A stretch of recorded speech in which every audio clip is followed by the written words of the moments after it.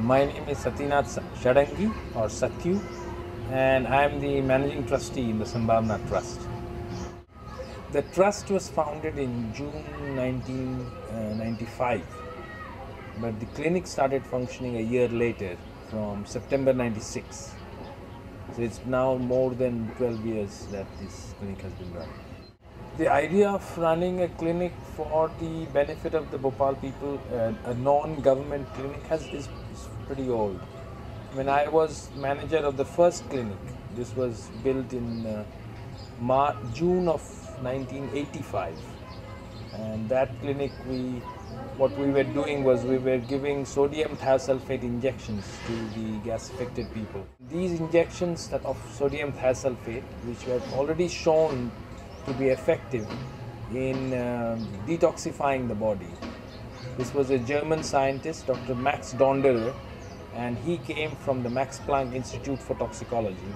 And together with Dr. Hiresh Chandra in the Hamidia Hospital, in the Department of Forensic Sciences, they together found out that when people who had been gassed were given sodium thiosulfate injection in the veins, then it combined with the toxins that were moving in the bloodstream and excreted those toxins through the urine.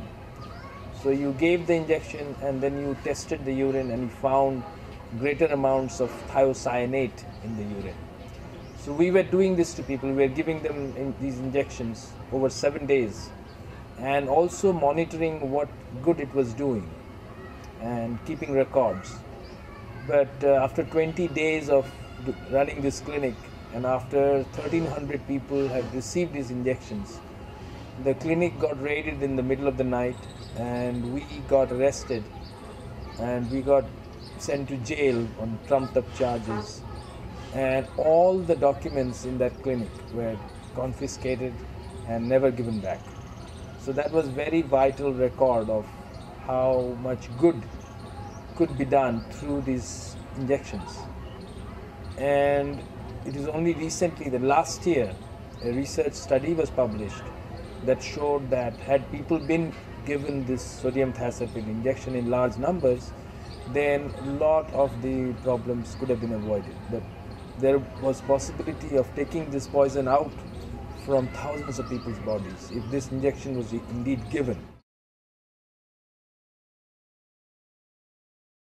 There are several differences. I think one is that here people are treated much more with kindness. So we pay importance to it if each one of the staff members are requested to behave well, and if it doesn't happen, then there's a steering committee that looks after this. There's a behavior committee that looks exactly into this, of how people behave with the people who are coming for care.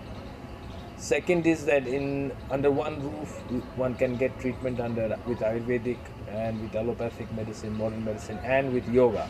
So there is these options. Third is very clear that the structure is very different, the feel is very different, the smell is very different. It does not smell of chemicals that actually cause more problem than it solves, and it is much more open and not this closed, centrally air-conditioned kind of unhealthy place.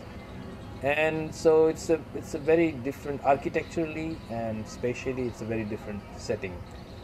And fourthly, here, because we don't have, it's a very significant difference, because in Bhopal Memorial, two kinds of people are seen and they're treated in two kinds of ways. One is the people who can pay, and the other are gas victims who are treated for free. And there's a very severe discrimination there against gas victims. So there is no question of discrimination here, because it's only the gas victims and people from the poison communities that get treated. So it's very, very different, and people often have made remarks on the difference in all senses that this clinic has to the Bhopal Memorial Hospital. Another big difference is the way it is funded. That clinic is funded by the money that was obtained through selling of Union Carbide's assets. In a way, it was a way for Union Carbide to get away to loosen the grip of the court on itself, because those assets were confiscated in the criminal case, but they did not want to acknowledge the criminal case. So instead what they did was they got this hospital built through those assets. But here the money is much more honorable and untainted, because this comes from thousands and thousands of individuals, many of them children, school children and other children and artists and poets and workers. So it is small amounts of money from large number of people, and so the funding source is very different. And I think that also is a very significant difference between Sambhavna and the Bhopal Memorial Hospital.